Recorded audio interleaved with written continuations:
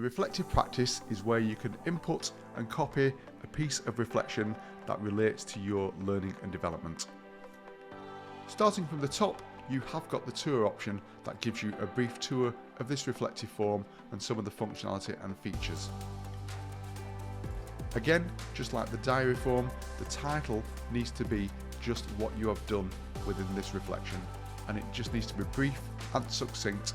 And remember again that this is a searchable field, so if you're searching within your entries and you want to find this reflection in the future, it will search whatever you put or input into the title field. The next box is the introduction box, where you simply give a brief introduction to this reflective entry. This just again needs to be brief and a very simple and intuitive introduction to what this reflective practice will cover. The great thing about CPDme is you have over 10 reflective models, including Atkins and Murphy's, Crashed, Driscoll, Gibbs, the HCPC reflective model, I Fear, Johns, Kolb's, the NMC reflective account, Rolfe et al, and the 4Fs. And as you walk through each of these reflective models, you'll see that the boxes below will change according to the reflective model that you have chosen. The other great thing is as you enter into the text boxes, you'll see underneath is a guide to what needs to be inputted into each of these fields.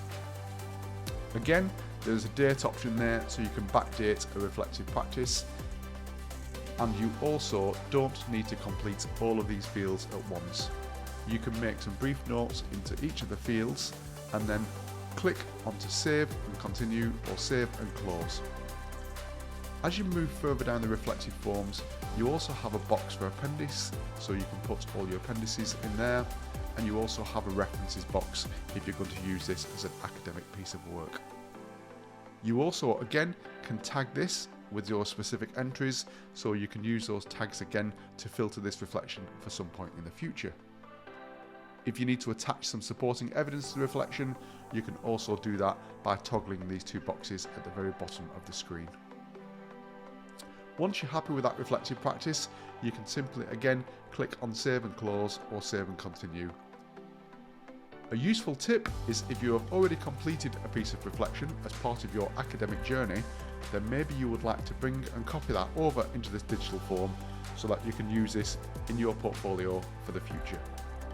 The great advantage of doing that also means that if you come across a situation or similar reflection in the future, that you can reevaluate this current piece of work, you can equally bring this piece of work up to date by helping and articulating more work, more input into the fields, and explain that historically you've used this reflection, but again you've come across it in practice and you've brought it up to date with this current change within your knowledge and skills. Again, if you have any questions, please click on the support option at the bottom right hand side, where the support team will be more than happy to help you.